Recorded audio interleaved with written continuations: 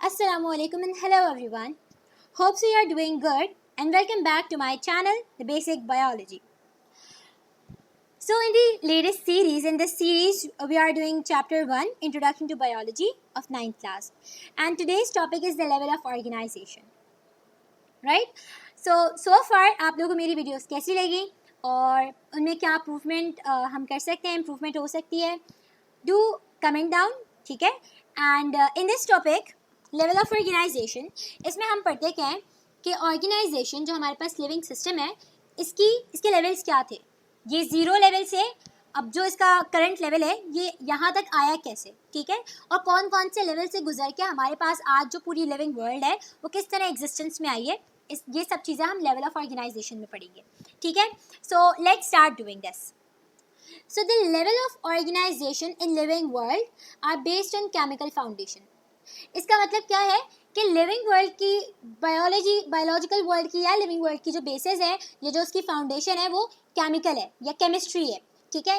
तो केमिस्ट्री में हम किस चीज़ के बारे में पढ़ते हैं, एलिमेंट्स के बारे में, मिक्सचर्स, कंपाउंड्स, इन सारी चीज़ों के बारे में पढ़ते हैं. सो इन्हीं सारी चीज़ों से मिलकर ही अलग अलग लेवल्स के ऊपर अलग अलग अरेंजमेंट्स हुई हैं और हमारे पास ये लिविंग वर्ल्ड जो आज हम देख रहे हैं ये एग्जिस्टेंस में आई है. All the living organisms are made up of cells and the protoplasm of cell is the physical as well as chemical basis of life. अब प्रोटोप्लाज्म क्या होता है, सब लोग पूछते हैं कि व्हाट इज प्रोटोप्लाज्म और साइटोप्लाज्म में फ़र्क क्या होता है, ठीक है. So let me draw a diagram over here. Right, this is a cell. Sorry for the bad diagram. This is a cell and you know that cell contains a nucleus, right? और cell में क्या मौजूद होता है, it contains fluid. Cell के अंदर बहुत सारा फ्लूइड भरा हुआ होता है, ठीक है, पानी होता है, पानी के अंदर कुछ और भी डिजॉल्व सब्सटेंसेस होते हैं, ठीक है. ये जो न्यूक्लियस वाला रीजन है इसमें आपके पास एक फ्लूइड मौजूद होता है और ये जो सेल मेम्ब्रेन है, सेल मेम्ब्रेन से न्यूक्लियस तक भी एक फ्लूइड मौजूद है, ठीक है. कहाँ कहाँ फ्लूइड है, एक सेल के अराउंड, सेल न्यूक्लियस के अराउंड है, सेल मेम्ब्रेन से लेके न्यूक्लियर मेम्ब्रेन तक, और फ्लूइड कहाँ मौजूद है, न्यूक्लियस के अंदर भी मौजूद है. अब सेल के अंदर जितना भी फ्लूइड मौजूद है इसे हम क्या कहेंगे, इसे हम कहेंगे प्रोटोप्लाज्म,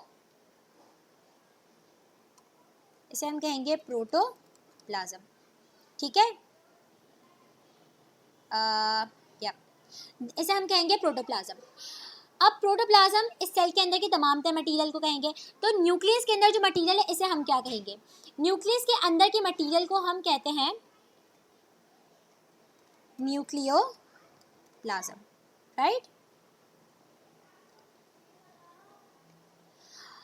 और सेल मेम्ब्रेन से लेकर न्यूक्लियर मेम्ब्रेन तक जितना मटेरियल है इसे हम क्या कहते हैं, cytoplasm.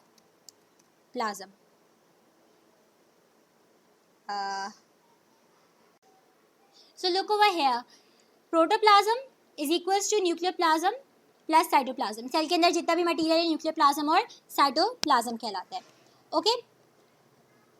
So these levels are as follows. अब प्रोटोप्लाज्म आपको समझ में आ गया, सेल के अंदर जितना मटेरियल होगा प्रोटोप्लाज्म, न्यूक्लियस के अंदर जो फ्लूइड होगा इसी प्रोटोप्लाज्म में से वो क्या कहलाएगा, न्यूक्लियोप्लाज्म, और न्यूक्लियर मेम्ब्रेन से सेल मेम्ब्रेन तक जितना फ्लूइड होगा दैट वुड बी साइटोप्लाज्म.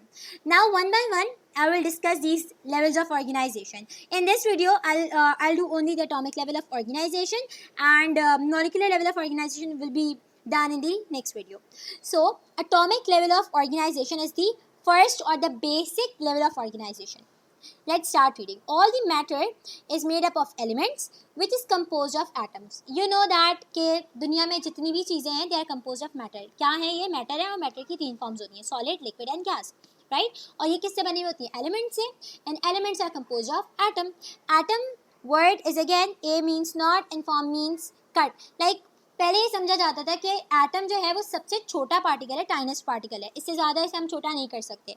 लेकिन रिसेंट डिस्कवरीज से हमें पता चला कि एटम इटसेल्फ कंटेन्स सम सब atomic particle, right? So we can say that each atom is made up of subatomic particles such as electrons, protons and neutrons. इन सब के बारे में आप लोगों ने पढ़ा होगा. सिर्फ यही 3 नहीं है, इसके अलावा भी there are so many different subatomic particles that are found inside the atom, right? So in nature there are more than 100 kinds of elements. आप लोगों ने सबने पीरियोडिक टेबल देखा होगा केमिस्ट्री की बुक में अपने, ठीक है, वहाँ पे सारे एलिमेंट्स का चार्ट है कि अब तक कितने एलिमेंट्स डिस्कवर्ड हो गए। तो 100 से ज़्यादा एलिमेंट्स हमारे पास नेचर में मौजूद हैं।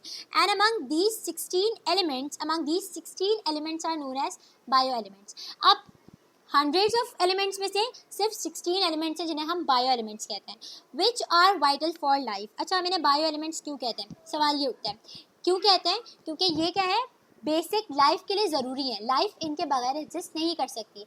लाइफ में कहीं ना कहीं ये अपना रोल प्ले करते हुए हमें नजर आते हैं। तो 16 ऐसे एलिमेंट्स हैं, right.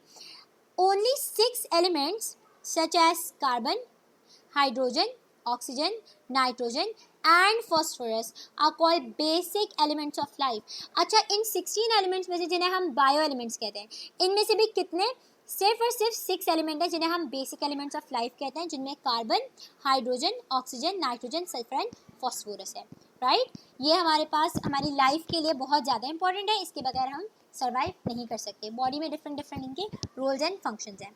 So hope so till now the atomic level of organization is clear to you. So I'll see you guys in next video, and please like my video, and if there are any queries, if there are any problems, comment down. Thank you so much for watching. Till then, take care. Allah Hafiz.